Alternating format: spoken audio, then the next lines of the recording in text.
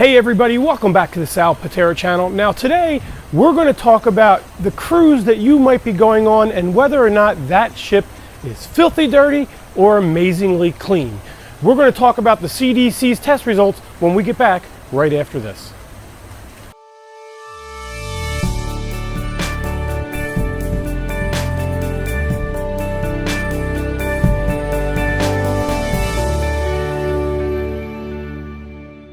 Hey guys, welcome back. Again, thanks for staying through the intro, and make sure you hit that subscribe button down below. It's totally free for you to subscribe to our channel.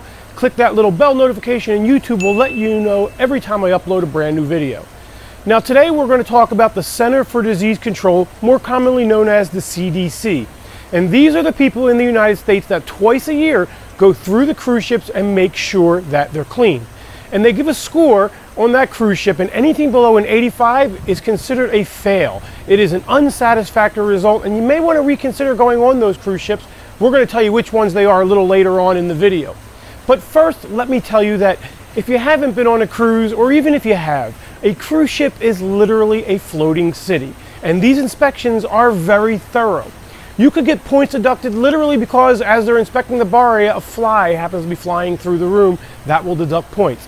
And there's a lot of serious violations too, like for instance, if you find mold in your refrigerators or anything of that nature, that's all going to cost you points as well.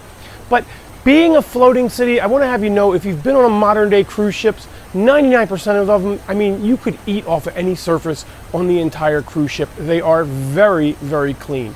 So we're going to go through those in a document I'm going to show you here in a second, but keep in mind that these are all very, very passing grades. And at the end, I'm going to tell you who was the best and who was the worst. So we'll be back to talk about those right after we look at these statistics.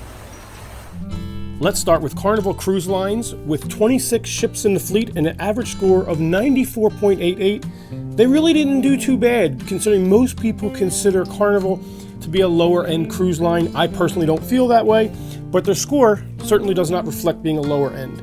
Celebrity Cruise Lines, 9 ships with an average score of 97.4. Now remember, anything over 85 is considered passing, anything below 85 is unacceptable. Disney Cruise Lines has 4 ships with an average score of 97.5. And if you want to see these numbers in more detail, or the line you're interested in is not listed, I'll put a link down below where you can get pretty much any cruise ship that docks in the United States. Holland America, 15 ships, 95.5 with an average score from the CDC inspection. Then we have Princess Cruise Lines with 16 ships and an average score of 96.25. Next, we have Norwegian Cruise Line, a high-end cruise line, 14 ships, again, an average score of 94.5. Royal Caribbean, 24 massive ships, and a score of 95.46 as an average.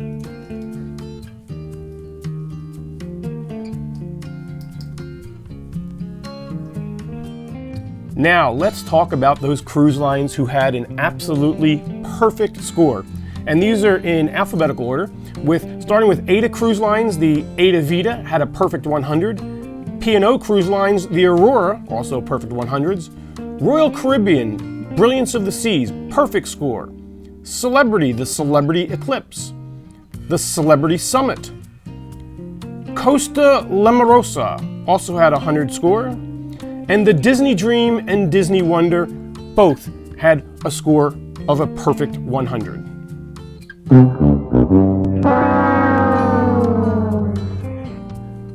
Okay, so let's talk about the scores that didn't pass, the scores that came out with an unsatisfactory result. Now, you really want to reconsider going on these cruise ships, as these really are the worst of the worst according to the CDC inspection. Starting with the Compagnia du Pageant Laboral cruise ship, scored an 84. The Norwegian Breakaway, I was actually surprised to see Norwegian in this list, also scoring an 84.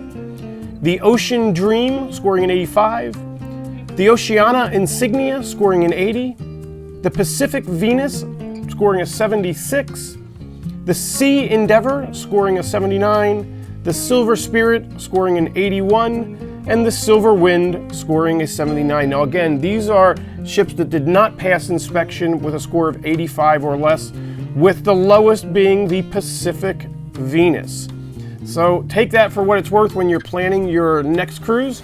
Yeah, I know, right? It's actually a really thorough inspection. So these results literally go from stem to stern on the cruise ship and go through everything in between, especially if it's a health and safety violation. Is really going to lower your score, because that's where people will get the norovirus and things of that nature, or even worse on board a cruise ship where you are really contained. So if something really goes wrong as far as unhealthy conditions, it really could affect you, the traveler, and even the general public once you return home.